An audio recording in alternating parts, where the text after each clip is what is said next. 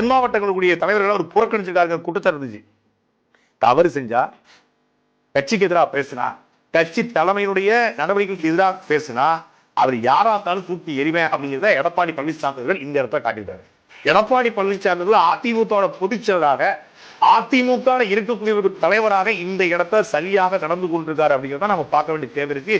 ஏன்னா தப்பு செய்தவர் அவர் பெரிய 10 முறை எம்எல்ஏவா இருக்கட்டும், 2 முறை அமைச்சராக இருக்கட்டும், ஏன் என்னுடைய சொந்த சாதிக்காரராக இருக்கட்டும், பரவாயில்ல, என்னோட மூத்த அவராகவே சீனியராகவே இருந்து போட்டோம். ஆனா அவர் கட்சி தலைமைக்கு கட்டுப்படல, தூக்கி எரிமை அப்படிங்கிறத நிரூபித்தார். இது உண்மையிலே ஒரு சரியான தாழ்வு தொடர்ந்து ஒரு படையை கட்டி கொண்டு போகும்போது அந்த படையில சின்னதா பிசிறு தட்டுது, பிசிறு தட்டுதுன்னு வச்சுக்கோங்க, ஒழுங்கு பண்ணுங்க.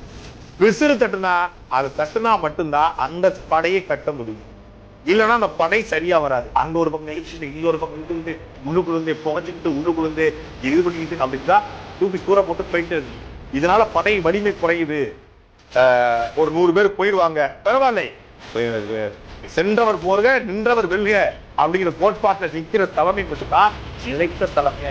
இல்லைன்னா இப்படி அவருக்காக சகிச்சு, இவருக்காக சகிச்சு, அவரு வருத்தப்படுவாரு, இவர் வருத்தப்படுவாரு, இவர் போனா இவரு 10 பேர் போயிடுவாங்க, அவர் 10 பேர் இந்த 10 பேர் போனா இன்னொரு 10 பேர் உள்ள வருவான், இன்னொரு 100 பேர் உள்ள வருவான் அப்படின்னு நினைக்கிற தன் மீது நம்பிக்கை வைக்கிற தலைமைகள் மட்டும்தான் நிலை.